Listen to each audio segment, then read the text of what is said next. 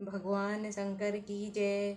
बोलिए गंगा माता की जय। प्रिय भक्तगणों, हर साल ज्येष्ठ मास के शुक्ल पक्ष की 10वीं तिथि को गंगा दशहरा मनाया जाता है। गंगा दशहरा के दिन भक्त गंगा मैया की पूजा करते हैं, उपासना करते हैं, स्नान दान करते हैं। माना जाता है कि गंगा दशहरा के दिन स्नान करने से पापों की मुक्ति हो जाती है। शास्त्रों के अनुसार ज्येष्ठ मास के शुक्ल पक्ष की 10वीं तिथि के दिन गंगा दशहरा के दिन ही मतलब माता गंगा अवतरण हुई थी, इसलिए इस दिन को गंगा दशहरा के रूप में मनाया जाता है। गंगा स्नान करने से सुख समृद्धि और आशीर्वाद मिलता है। माना जाता है कि इस दिन गंगा स्नान करने से 10 पाप नष्ट हो जाते हैं, जैसे कि निषद हिंसा, स्त्री गमन, बिना दी हुई वस्तु को लेना, कठोर वाणी, दूसरों के धन को लेने का विचार, दूसरों को बुरा करना, व्यर्थ की बातों से दुराग्रह करना, झूठ बोलना, चुगली करना, दूसरों का अहित करना, यह 10 पापों से व्यक्ति को मुक्ति मिल जाती है। इस साल 16 जून को गंगा दशहरा मनाया जाएगा। इस दिन स्नान के लिए ब्रह्म मुहूर्त बेहद ही खास माना जाता है, शुभ माना जाता है। गंगा दशहरा के शुभ अवसर पर सुबह 7:08 से लेकर 10:37 पर शुभ मुहूर्त रहने वाला है। आज मैं आपको सुनाने जा रही हूँ गंगा दशहरा के दिन सुनी जाने वाली गंगा माता की बड़ी ही दुर्लभ पुरानी कथा, जिसे आप सभी भक्तगण बड़ी श्रद्धा और प्रसन्नचित मन से पूरा अवश्य सुनिएगा। यदि आप भोलेनाथ के सच्चे भक्त हैं तो कमेंट में ओम नमः शिवाय अवश्य ही लिख देना। तो बोली हर हर गंगे। मैं भोलेनाथ और माता गंगा से प्रार्थना करती हूँ कि जो भी मनुष्य इस कथा को सुन रहा है उसके घर में सुख समृद्धि बनाए रखना और उनके सभी पापों को नष्ट कर देना। जय हो गंगा माता की। सूर्य वंश में बाहु नाम के एक राजा हुआ करते थे। वे बड़े ही धर्मपरायण राजा थे। वे अपनी प्रजा का पालन पुत्रों के समान किया करते थे। पापियों और विद्रोहों को उचित दंड देते थे, जिससे समस्त प्रजा निर्भय होकर अपना जीवन धर्म पूर्वक रहा करते थे। राज्य में अन्न और वस्त्र की कोई कमी नहीं थी, जिससे समस्त प्रजा जन सुखपूर्वक निवास करते थे। एक समय राजा बाहु के मन में अहंकार उत्पन्न हो गया। वे सोचने लगे कि मेरी पृथ्वी पर मेरे जैसा कोई भी राजा नहीं है। मेरे राज्य में हर सुख और शांति है। मैं अपने सभी शत्रुओं को जीत लिया है। मुझे समस्त वेद और शास्त्र का ज्ञान है। इस संसार में मुझसे बढ़कर दूसरा कौन है। अब मनुष्य स्वयं को सबसे अच्छा मानने लगता है तो उसे दूसरों में दोष दिखाई देने लगता है। जो मनुष्य दूसरों का दोष देखते हैं उनकी वाणी में भी दूसरों के प्रति कठोरता आ जाती है। जिसका मन भी सदा दूसरों के लिए द्वेष रखने लगता है और सदा कठोर भाषण किए करते हैं, उनके प्रियजन, पुत्र तथा भाई बंधु भी शत्रु बन जाते हैं। इसलिए जो मनुष्य मित्र, संतान, ग्रह, धन धान्य आदि सब की हानि देखना चाहता है उसे ही यह काम करना चाहिए। इस प्रकार से अहंकार के बढ़ जाने के कारण राजा बाहु अत्यंत उदंड हो गई और परिणाम स्वरूप उनके बहुत सारे शत्रु हो गए। हर ओर ताल जंग, कुछ क्षेत्रियों ने उसके प्रलय शत्रुता हो गई और उनके साथ राजा बाहु का घोर युद्ध छिड़ गया था। युद्ध में राजा बाहु परास्त हो गए और दुखी होकर अपनी दोनों पत्नियों के साथ वन में चले गए और वहीं पर समय व्यतीत करने लगे। दुख और संताप से राजा बाहु का शरीर जर्जर हो गया था, नष्ट हो गया था और कुछ समय बाद वन में ही उन्होंने प्राण त्याग दिए। उस समय उनकी छोटी पत्नी गर्भवती थी। पति के गुजर जाने से उन्हें बहुत दुख हुआ। उन्होंने पति के साथ ही चिता पर जलने का निश्चय किया। उस स्थान से कुछ दूरी पर और मुनि का आश्रम था और मुनि परम तेजस्वी पुरुष थे। उन्होंने तीनों कालों का ज्ञान था। जब उन्होंने राजा बाहु की उस पतिव्रता छोटी रानी को सती होते हुए देखा तो उसे मना करते हुए कहा कि हे देवी, तुम्हारे गर्भ में शत्रुओं का नाश करने वाला चक्रवर्ती बालक है, इसलिए तुम चिता पर चढ़ने का साहस मत करो। वैसे भी शास्त्रों में गर्भवती स्त्री को सती होने का निषेध बताया गया है।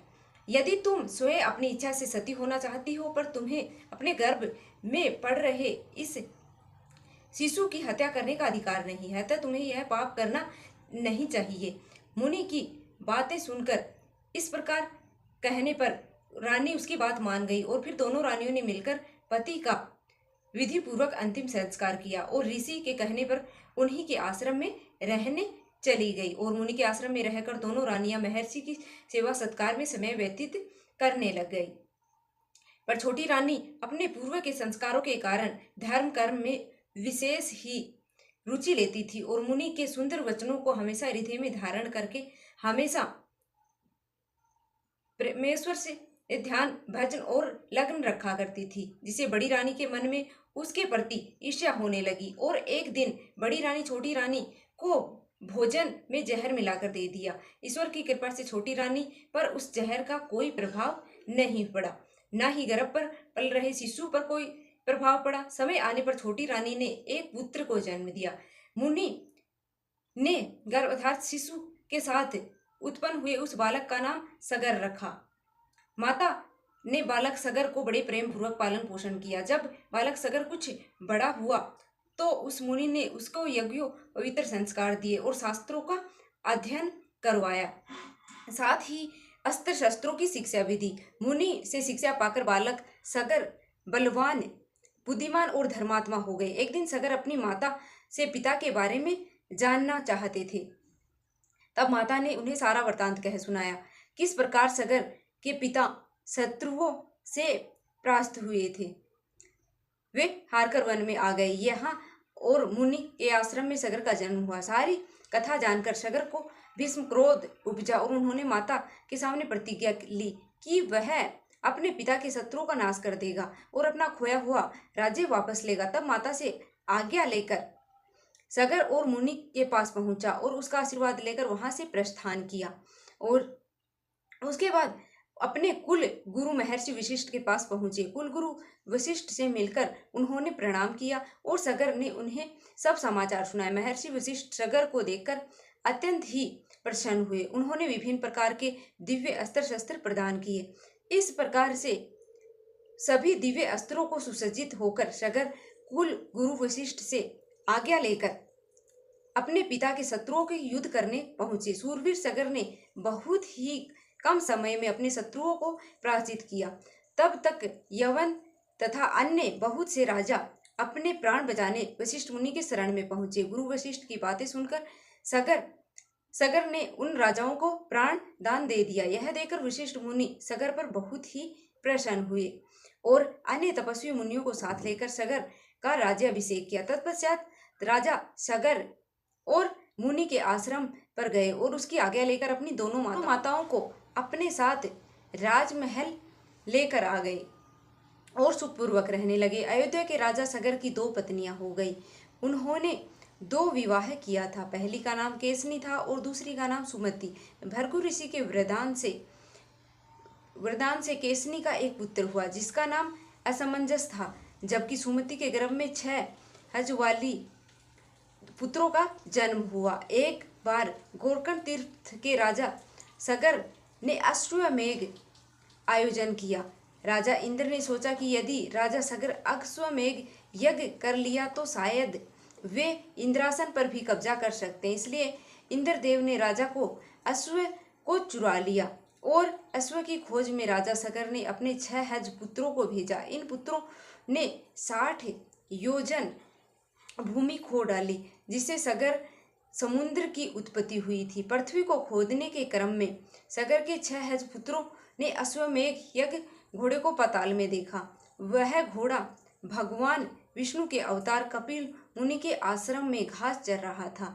इंद्र ने इस घोड़े को चुराकर वहीं पर छुपा रखा था। सगर के पुत्रों ने कपिल मुनि के साथ अभद्र व्यवहार किया। अब मुनि की तपस्या भंग करने के बाद आंखें खोली और सगर के पुत्रों को अपने हुंकार से भस्म कर दिया। अब इधर समय व्यतीत होने पर राजा सगर ने 6 हज पुत्र वापस नहीं आए तो राजा सगर ने अपने 6 हज पुत्रों को खोज करने के लिए अपने पुत्र अंशुमन को भेजा।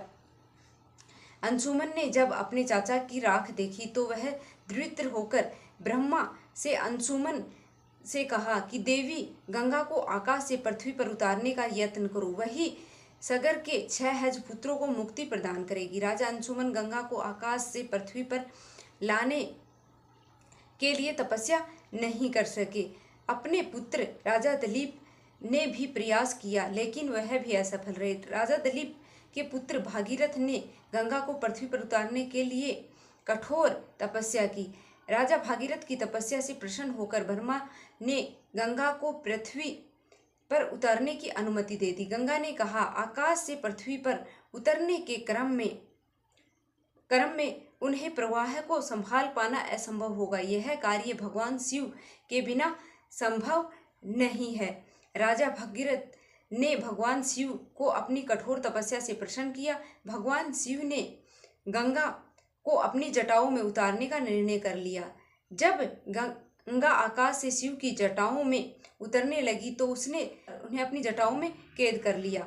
राजा भागीरथ के द्वारा भगवान शिव की एक बार फिर पूजा करने के बाद भगवान शिव ने गंगा को बिंदु सरोवर के पास अपनी जटाओं से निकाल दिया। बिंदु सरोवर से 7 गंगा की धाराएं निकलती हैं। गंगा की जो 3 धाराएं पूर्व की ओर निकलती हैं उनका नाम जानवी, पावनी और नीलिनी पड़ा। नीलिनी नदी को ही आज हम ब्रह्मपुत्र नदी के रूप में जानते हैं। पश्चिम दिशा की ओर गंगा की 3 अन्य धाराएं निकली, जिनका नाम सुचु, सीता और सिंधु पड़ा। दक्षिण दिशा की ओर स्वयं गंगा राजा भागीरथ के पीछे पीछे चली। मार्ग में गंगा के प्रवाह को देखकर तपस्वी महामुनि जन क्रोधित हो गए, क्योंकि वे तपस्या कर रहे थे। गंगा के प्रभाव से उनकी तपस्या में विघ्न आ रहा था। उन्होंने गंगा को पी लिया। राजा भागीरथ के अनुरोध करने पर महामुनि जन क्रोध शांत हुआ और उन्होंने गंगा को अपने कानों के छिद्र के रास्ते प्रवाहित कर दिया। इसी वजह से गंगा का नाम जानवी पड़ा।